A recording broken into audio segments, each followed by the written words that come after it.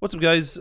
So today I was thinking about doing a little VOD review of coaches that do VOD reviews, because I feel like coaching is a topic that is it's up to discussion, right? Because you can make many choices in Fortnite. It's a game where there's different options and you just want to be able to make the right choice, and often there isn't the right choice. So I thought it'd be a good idea to look at some VOD reviews of other coaches and see, okay, do I agree with their choices and their statements, and what can be done better? As a disclaimer, this is nothing against the coaches that I'm VOD reviewing. It's purely for discussion. Today we're going to be looking at Speedy Gonzales' VOD review of Wavy Jacob. Now, I watched this video before and there were some things I just didn't agree with. Placement and always go for walls. He never, from what we reviewed, he never really attacks cones with RPG. He always goes for walls. I think it's because you can't really get blocked off and hit yourself with your.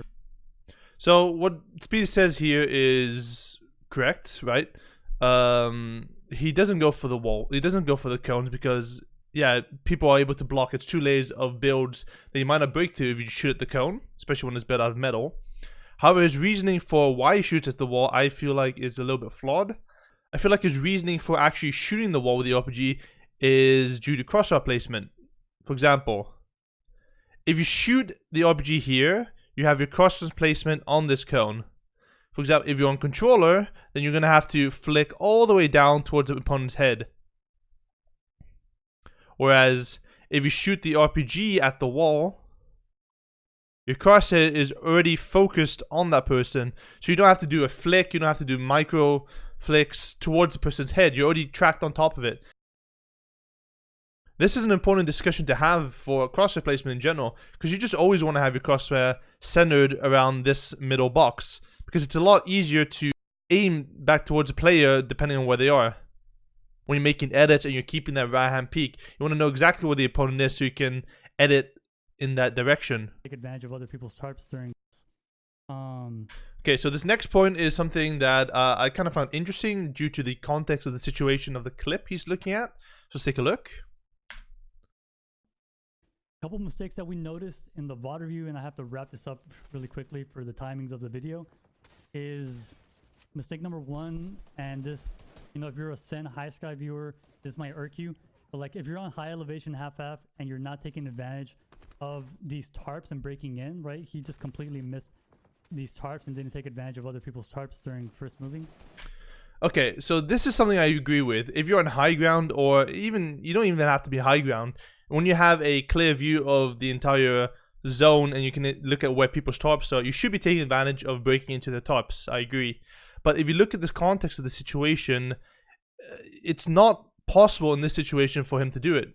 So there's 2 key pieces of information here, right? You have the zone that's about to move in 18 seconds, and then you have the placement of the opponent's builds. So if you look at this, it's kind of hard to see due to Jacob not actually looking before he went. You see this top over here, which is probably one person, and then we have this top over here, what Speedy is most likely talking about not breaking into, I think. And there's not really that many other options. I feel like breaking into people's builds is something you can do only when the zone is moving.